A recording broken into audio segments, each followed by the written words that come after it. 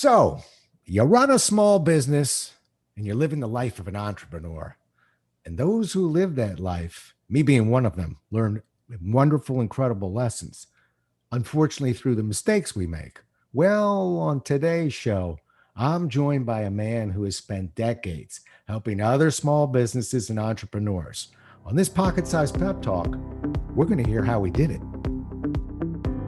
A Pocket Sized Pep Talk, the podcast that can help energize your business and your life with a quick, inspiring message. Now, here's your host, Rob Jollis. Jim Blasingame is an American small business expert, former radio talk show host for decades, author, syndicated columnist, keynote speaker, and president of the Small Business Network Incorporated, a media company serving small businesses. He's the creator and host of the nationally syndicated talk radio show, although he's stepping away from that now. And I will tell you, I know that show well because I appeared on it for off and on, for I believe over 20 years. Jim will help me with my memory in a minute. He's also the author of 5 books, I believe. Puts him one behind me. I got to start writing because I know this guy. He's coming after me. But small business is like a bunch of bananas, and my personal favorite, The Age of the Customer. All of them are good, but we got to have favorites. He's got a few of mine. Anyway, it is a pleasure and an honor after over 20 years to have Jim on my show. So Jim Blasingame, welcome aboard, my friend. Hey, Rob, thank you for having me here. This is, it's fun. It's going to be fun spending some time with you, as it always has been for over 20 years. We were together on my show for 20 years. Yeah. I think I launched every one of your books. I believe you did. And you gave me a hard time when I occasionally forgot to send you a copy. Like, we're not launching it without a copy in my hands. That's right. Through the years. I think you kept waiting on me to buy one, like that was ever going to happen. Well, it is a verified review when we do, but that's for another topic. Anyway, that's that. You learn the Jim Blasingame way, believe me. And I did learn it. And the interesting thing about Jim, and I think one of the reasons why we connected right out of the gate is we had this shared history with Xerox. So let's start there, because I think that molded us in a certain way, and probably why we look at things in a similar way. So boil your part of it out. What did you learn from the experience of Xerox that you took further into your business career? I do something that helps me succeed every day since 1976. I do something every day that helps me succeed that I learned at Xerox. I bet you can say the same thing. Well, it's true, because we weren't just motivated and inspired while we were bleeding blue X's. We were taught repeatable, predictable processes and techniques, so we could measure. Worked. Yeah. And it worked to the advantage of the customer. Yep. And don't be surprised if you run a count of how many times Jim Blasingame uses the word the customer, because another thing that we share is everything to us is punctuated for, if you really want my opinion, what benefit will it provide the customer? How's that going to help the customer? Where's the customer in all this? In the marketplace, nothing else matters. Right. And when I get into conversations with people about speaking, and they're like, well, have you ever tried this? What are your feelings about this? To me, I always push it back to, my feelings are, how's the audience going to respond to that? Mm-hmm. How will the audience benefit from that? What will be their reaction to that? I don't need to worry about my reaction. I need to worry about that customer, that audience's reaction. And Xerox taught us that, let's put it this way. They didn't take any shortcuts. They bred that into us. And I have taken that information, those perspectives and those tools, those communication skills, I've taken those to the marketplace under my banner, obviously not violating any copyrights, but I've taken what they taught me to the marketplace, and I've helped a lot of people who would never have had an opportunity to be that close to those principles. And the foundation of my ability to communicate with customers If you go all the way down to the footing, it'll be with Sears. I started with Sears in corporate America, and then rolled right out of that into Xerox. Sears taught me business. Xerox taught me how to work, how to treat customers, and how to get customers to do what's best for them. Whatever you can do to help them, what's best for them. And then overlaying all that was the U.S. Army. I spent 15 years as an officer in the U.S. Army and in reserves. They taught me how to present.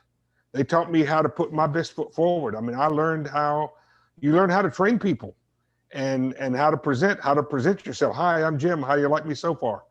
And so, but I think back on things that at Xerox, there was no quandary at Xerox about what worked. They knew what worked. They found it. They published it. They drilled it into your head. And if you did what they said for you to do, you would be successful. Yeah. And the customer would like it. Yeah. I agree with you. Interesting. You said two things that really stuck out to me. First of all, you mentioned Sears, that relationship between Sears and Xerox. My relationship is between New York Life and Xerox. Right. And similar to what you said, I've always told people, New York Life taught me to love selling. Xerox taught me how. That's a good point. And remember the gold leaf letters over the door, over the transit, on the transom, over any Sears door, customer satisfaction or your money back. Right. Your money back. Right. And the managers used to tell me, Jim, if you have a customer and they're not happy, try to make them happy short of giving them the store. And he said, if you can do that, it will be good for everybody because they'll be happy and we won't give them the store. But he said, if they ever get back to my office, I'm going to give them the store. Right. And I've never forgotten that. And I'll tell you, there's no doubt in my mind that whatever success I've had, that was the footing upon which the Xerox foundation was built, that I do every day. I do it with relationships. Right. I mean, that's as close to a marketplace religion as I have. Yeah. And what's funny, Jim, you and I both sort of took that on and practically tattooed it to our arms.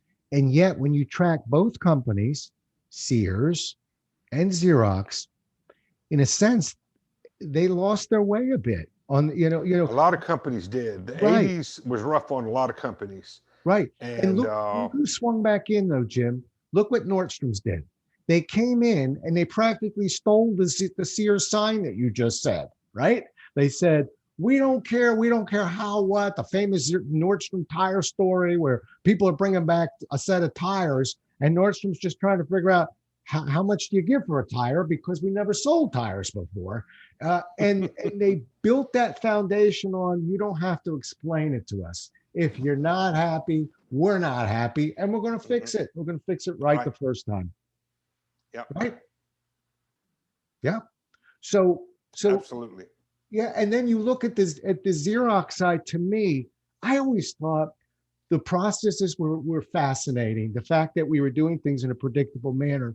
But what I really remember about Xerox that separated it from any other company I worked for was that training that we went through. That wasn't the flavor of the month. That wasn't, hey, now, if you feel like it, we'd like you to use most of this. They were just fanatical about implementation. We're not teaching you this because it's a training program. We're teaching you this because it's the culture of the organization, and that's what it's going to. And it's not. It was never about process. Right.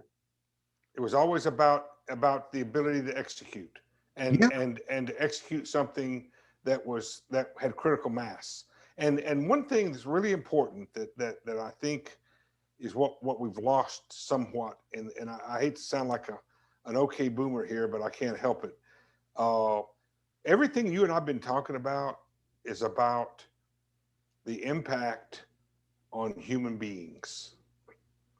And we we were with Xerox at the birth of digital. Xerox made the first PC. I had one. Me too. A 6085, I think it was called. 2 years before they invented the mouse. 2 years before I had a Macintosh in '84, I had one of those. 2 years later, I had a Macintosh when Xerox quit making those things. It wasn't a very good computer, by the way, just to make that clear.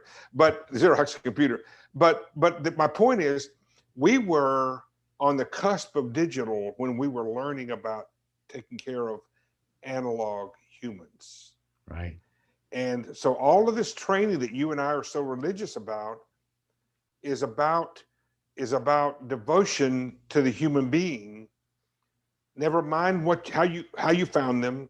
Never mind whether you're talking to them on a screen or in face to face. Never mind anything else.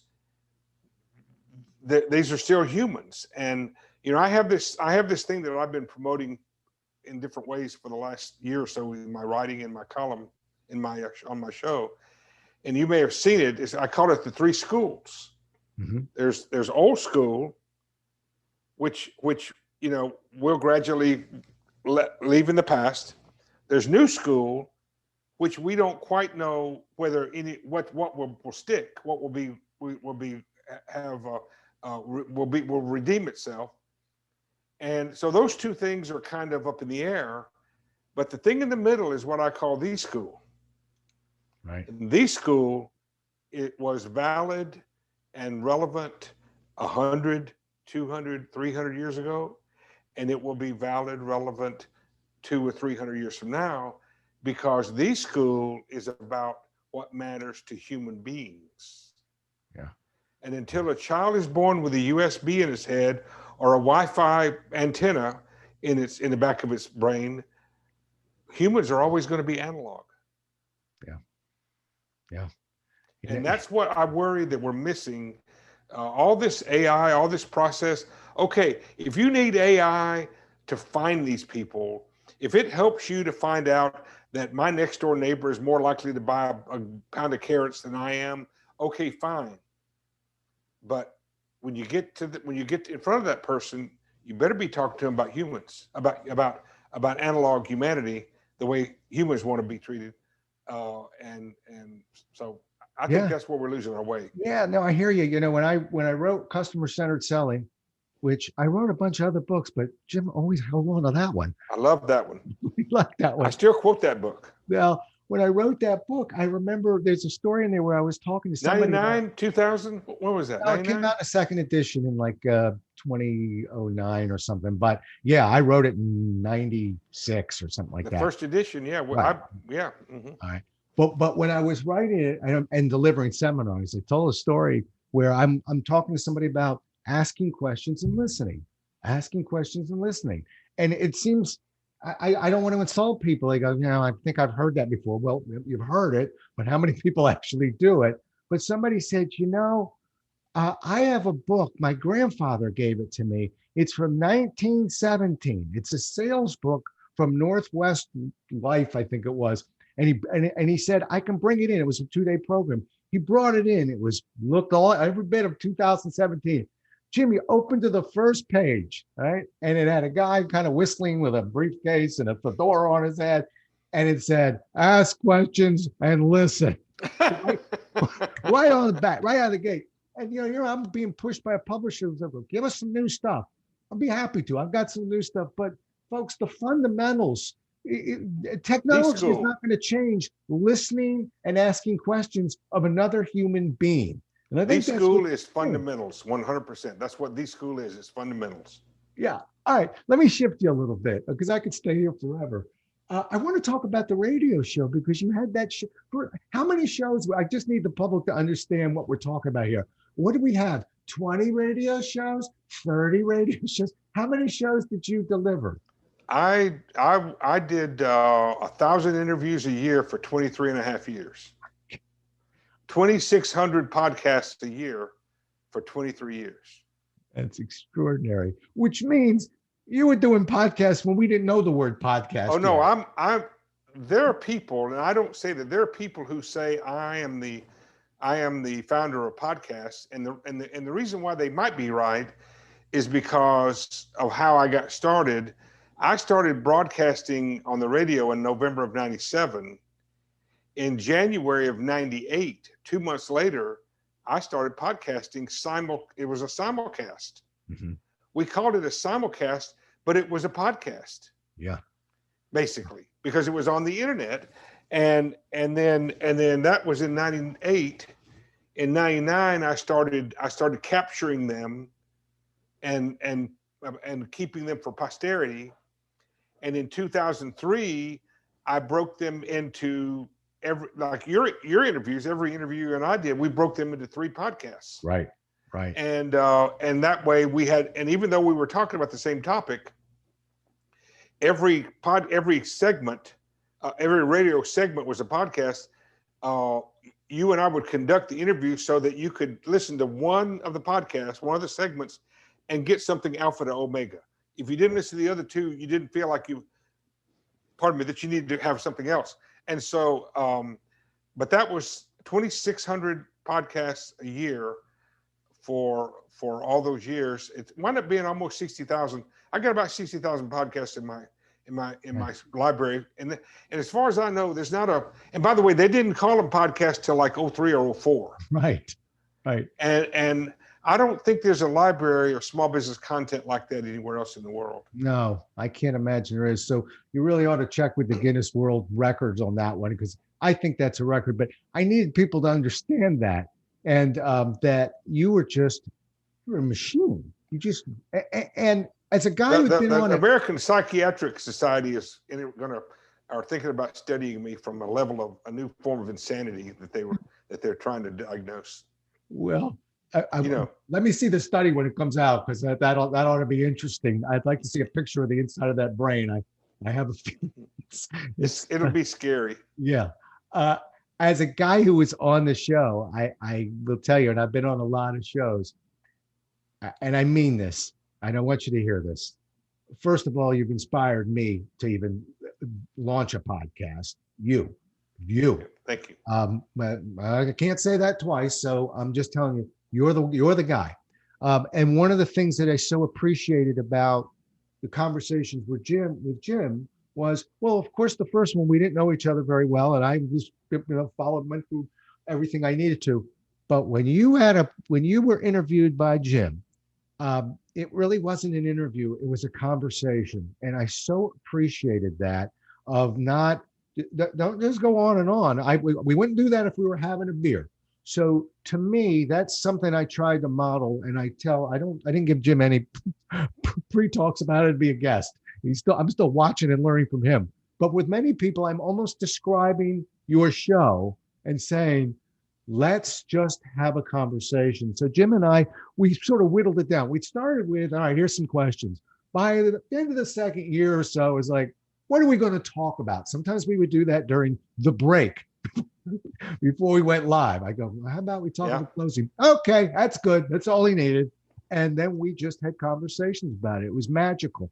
I appreciate you saying that. That means a lot to me. And I appreciate it very much. And of course, the main thing I hoped is that people got the idea that I was sincere and that I cared about them, and that I was, that I enjoyed what I was doing, because I did. I enjoyed the last interview I did. I loved it, and I still miss it to a large degree. But the thing that as far as our conversations, and I had this with other people, when you've got people who have such a rich background in business and in interpersonal connections and in help and helping people, when there's that much of a record, that much critical mass of seeking excellence, sometimes there are people out there who need to hear a couple of old guys talking about those things, because things come. It's sort of like the mentors that I've had who didn't know they were being my mentor. So think about this. I bet you've got mentors who to this day, they're gone. They're in that great marketplace in the sky, and they didn't know you were their mentor. But I bet you they've got people like that you quote every day or every week. I've got people like that. I didn't go up to them and say, "Will you be my mentor?" Nobody assigned them as my mentor, but I watched them and I listened to them, and what they said was so real and so human and so experienced that I didn't want to forget any of it. Right. And I quote them, and some of them were my mentors based on what they did wrong. Right. And God bless them, they let me see that. Right? Yeah. My parents are, for example, God bless them for letting me see them fail sometimes. But my point is that you and I feel like we've gotten to that point, and if I could encourage the young people to do anything, and I've done this before, and I know this sounds like an old fart, but take the opportunity to listen to people who've been to town a couple of times. And anyway, what do you think? and that's a classic blasting game, by the way. Jim would make a point and then land with, "What do you think?" What do I think? That's a powerful statement, isn't it? What do you think? Right, it's a powerful statement. I think it's a brilliant statement. I'm going to probably isolate that statement, if you don't mind. But I think that just speaks to who you are. You mentioned mentoring. You're absolutely right, because clearly, whether you knew it or not, you became a mentor to me.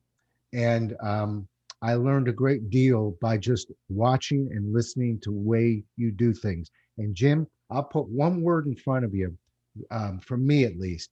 You are authentic. You are you.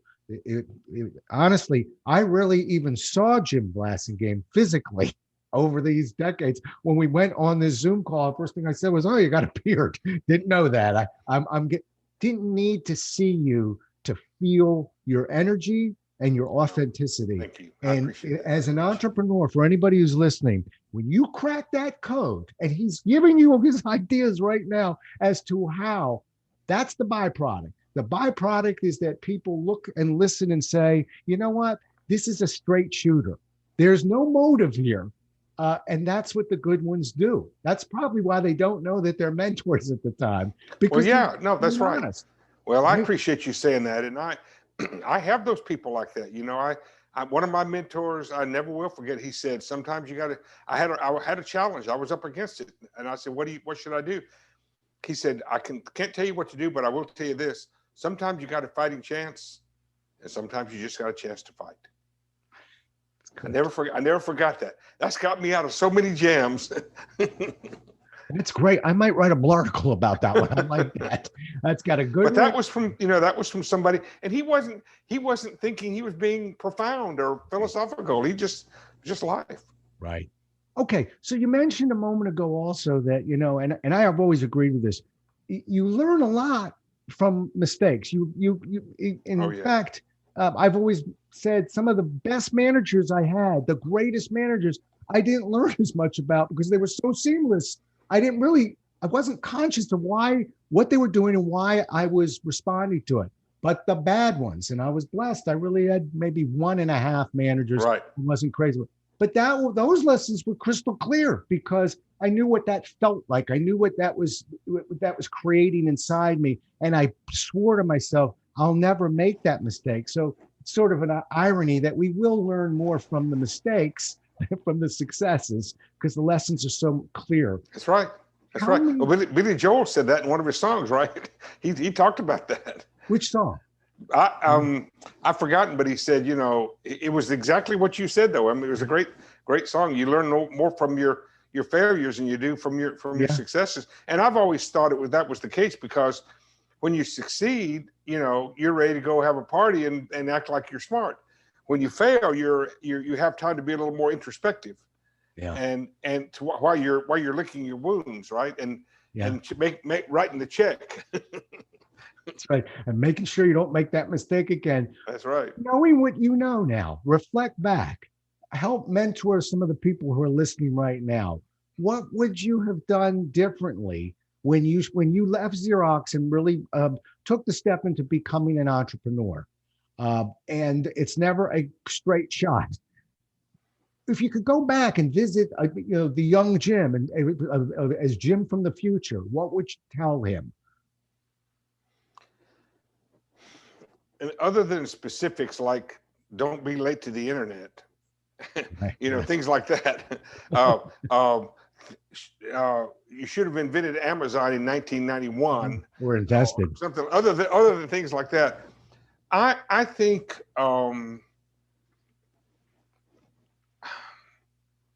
I would have said to that person, being a business owner, there are two universes in being a business owner. And one of them is the product side. That's the sexy side. That's what we love. I love kumquats. I want to sell kumquats, like Forrest Gump, right? How many different ways can you make shrimp, right? And I love that. That's the market side. That's the product side. That's the fun, the sexy side. And then there's the other, and I also call that's the beautiful, sweet little baby side. And the other side is the operations side. That's the diaper changing side. You can't have a sweet little lovable baby that you made, that if you don't change the diapers, you got to do that. And if you can't, if you're more likely, you're more than likely you're not both. You're one or the other. Right. I actually know people who started businesses and they were the operations guy or person, like woman. And they learned they needed to hire a CEO to take the company. Most of the time it's the other way though. Most of the time the founder of the company is the product guy, product person, and they wait too long to bring in the operations side and they let it go and they fail. Because most people don't fail because they don't have a good product. Because you and I both know there were people who competed against us who didn't have near as good a product we did, but they still beat us sometimes. Yeah. And you don't have to have a wonderful product, a perfect product. You don't have to have the best product in America to make a living, but you do have to manage your operations or you won't make it. And so that would be one thing that I would teach them is get somebody, find a way to get help. Right. And the good news is today you got technology that can help you with that, right? You got QuickBooks and things like that. We didn't have that. No. I say it a slightly different way, and that's because I've always been in business myself. So I sometimes refer to it, because I was a basketball player, that you got to learn to go to your left. If you're right-handed, you got to learn to go to your left. It's easier to go to your right. You can't run around your backhand on every play. There you go. If you let me throw in a tennis thing in there. Exactly. You can beat average players that way, but if you want to step your game up, you got to learn a kick serve. You're going to have to develop that. Whatever you don't like going to the net, good. That's going to have to be your priority now. Yep. You can't just leave out a part of your business because you don't feel comfortable with it. And in fact, when a basketball player learns to go to that opposite hand, their game increases dramatically. But there's a voice in the head that says, but I go so well to the right. And you also become predictable. Right. Right. Oh, yeah. Your components, they know that. They've got to tell there. Another thing I would say is it's really important, and this is really tough love stuff. And there are people who really need to hear this. The marketplace is indifferent to your very existence, let alone whether you're successful or not. The marketplace is indifferent to your very existence. And so if you have any kind of romantic notions that there's any equity, any fairness, you deserve this, I got one coming or whatever, good luck. And if you don't prepare for that, and you do that, that's part of where the operations side is undergirding yourself. You got to understand that, and a lot of people start out naively thinking that there's some kind of serendipity happens. Right. but you can't count on it. It'll happen when it wants to happen. Well, and that's such great advice. And I actually learned a piece of that when I was selling my home, and I didn't sell it this year. I sold my home 5 years ago, and it was a tough market for certain priced homes. Yep. But I remember the realtor, and $10 million homes were rough 5 years ago. I'm not putting a dollar figure there. You are, but I would say this. I remember the realtor, and I had a really good realtor, one of the best in the state. And she kept using the same phrase, Rob, the market is speaking, not me. Listen to the market. It's speaking to you. So, in that microcosm for me, it was like, but I saw the multiple listings and I've got data and your house has been on the market at this number. We're getting very little offers and very little interest. The market is speaking right now. We need to listen to the market. We can price something wherever we want, but you're going to get an answer from the market. And I love the place which you just said, which is the marketplace is indifferent. It's not personal. But we have to listen. We got to get the emotion out of our way and listen. That's exactly right. That's the tough part. I got 2 more questions for you. I could spend a lot more time with you, but I'm going to have you back. I have to have you back. Good, thank you. But I get this question a lot. You and I both went out on our own, and so as entrepreneurs, you're going to hear from other people who that is their dream. It's a common dream. What would you say? When do you know when it's time to go out on your own? That's a really good question, and it's a hard one. It's almost as hard as knowing when to stop. Oof, yeah, that's a really tough one. I would say, and I did it more than once, but I this last time which was in '89. I became unemployable permanently in '89, but. I think. I'll tell you the conversation I had with myself, and I tell this story.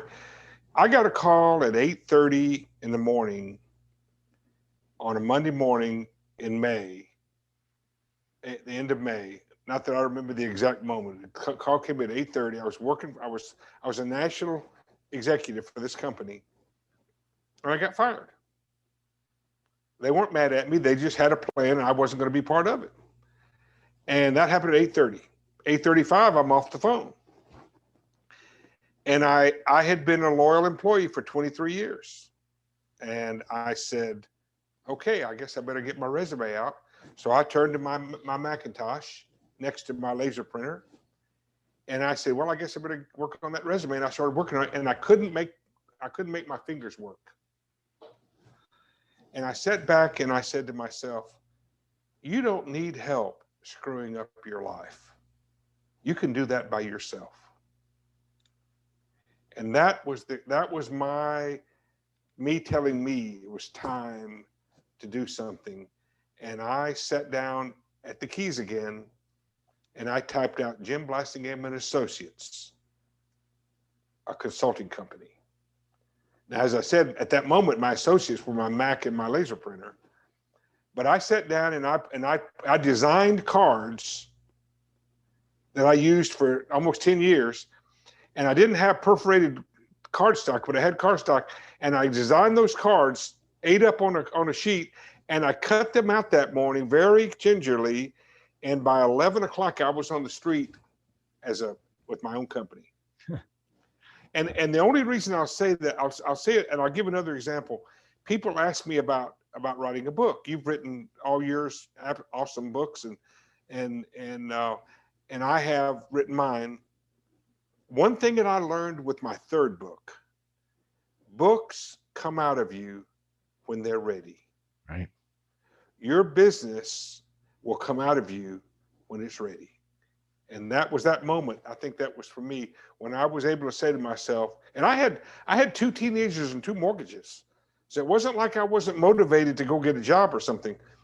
And I said, I don't need help screwing up my life. I can do that by myself. and I've never looked back. Yeah. Wow. I love that answer. And I can tell you from my end, and it's sort of what you said, I always feel just like a book title or a book in itself. You can go looking for the next book you want to write, but good luck finding it. That book will probably find you. And I think that's similar for entrepreneurs. I know that might be a dream, but I bump into people that say, I want to be an entrepreneur and are very excited. And I say, well, what is it you want to do? That they don't know yet.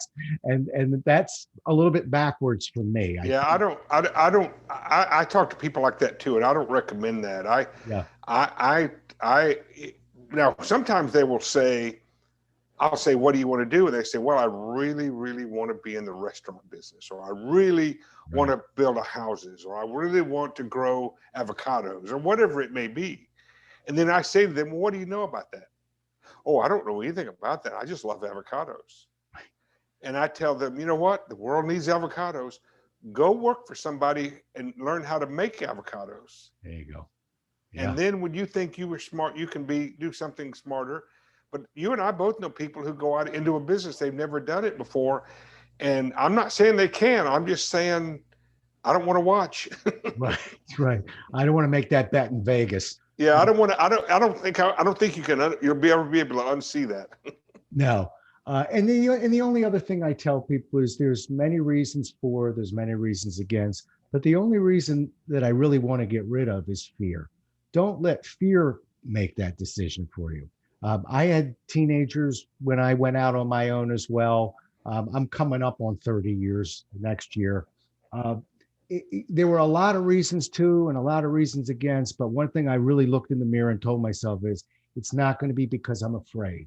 It's going to be because the time isn't right. The idea isn't viable. As you know, we got plenty we can put on that list, but you'll be the most proud of yourself when you remove the fear. We all have fear. That's okay.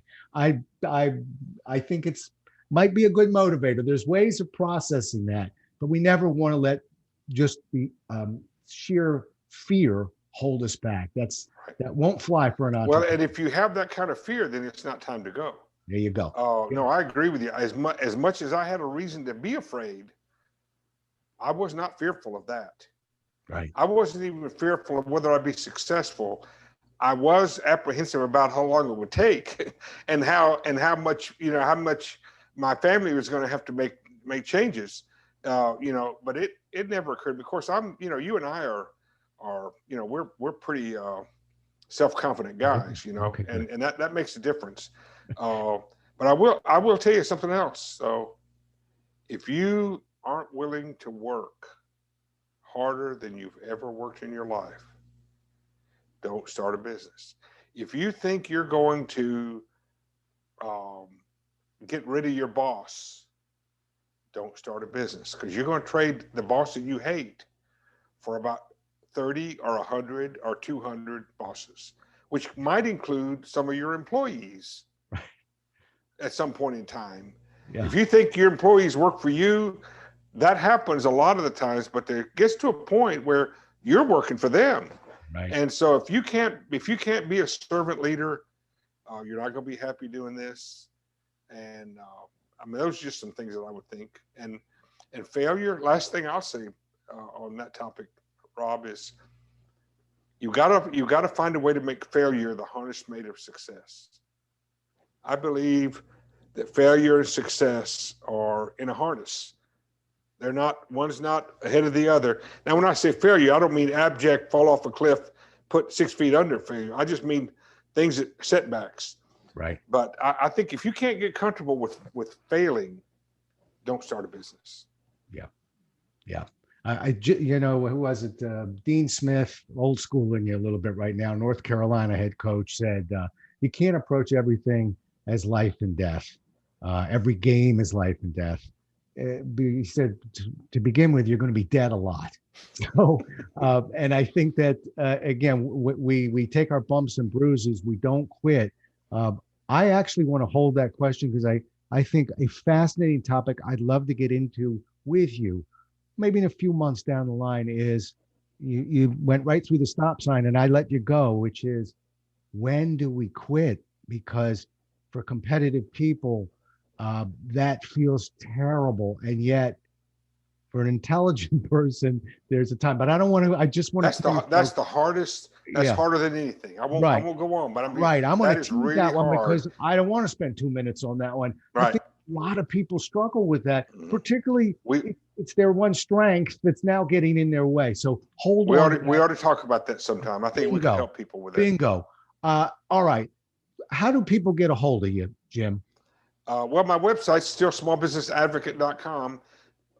My email is jim@jbsba.com.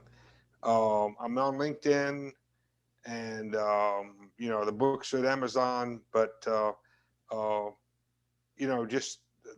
I've got this library there. And of course, there are probably, 100 or more interviews that you and I've done with. Right.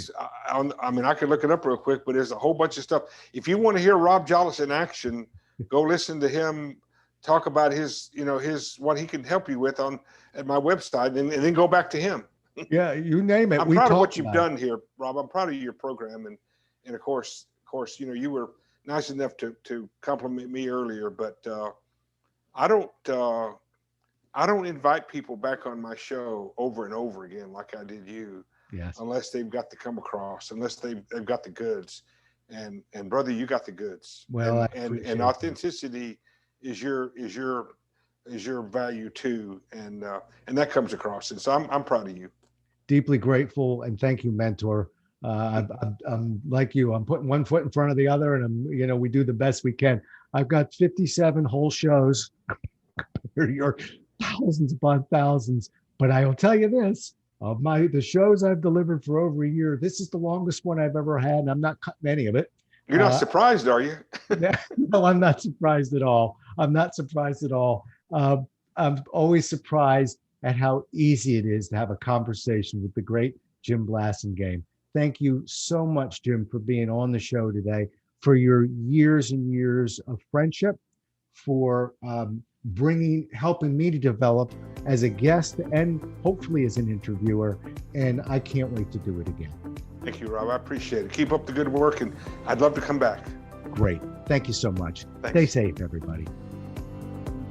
Thanks so much for listening. If you enjoyed today's show, please rate and recommend it on iTunes, Outcast, or wherever you get your podcasts. You can also get more information on this show and Rob at jolles.com.